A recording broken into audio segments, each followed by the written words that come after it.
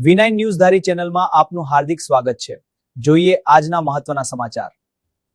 અમરેલી જિલ્લા કોર્ટને બોમ્બથી ઉડાવી દેવાની ધમકી મળતા તંત્રમાં હડકંપ મચી।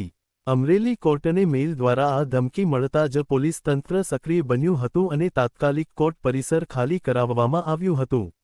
ધમકી મળ્યા બાદ બોમ્બ સ્ક્વોડ અને ડોગ સ્ક્વોડની ટીમો ઘટના સ્થળે પહોંચી ગઈ હતી।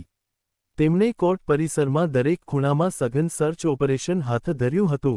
જો કે અત્યાર સુધી કોઈ વાંધાજનક વસ્તુ મળી નથી। સુરક્ષાના કારણોસર કોર્ટની તમામ કાર્યવાહી તાત્કાલિક બંધ રાખવામાં આવી હતી।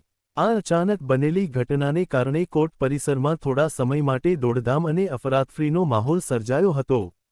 પોલીસે સમગ્ર મામલે તપાસ હાથ ધરી છે અને ધમકી આપનાર વ્યક્તિને શોધવા માટે કાર્યવાહી ચાલુ છે। ઉલ્લેખનીય છે કે આ પહેલા પણ 10 દિવસ અગાઉ અમરેલીમાં આવેલી પોસ્ટ ઓફિસમાં પાસપોર્ટ કચેરીને મેલ મારફતે ધમકી મળી હતી, જેના કારણે દોડધામ મચી હતી। ફરીવાર કોર્ટને ધમકી મળતા સુરક્ષા વ્યવસ્થા વધુ સઘન બનાવવામાં આવી છે।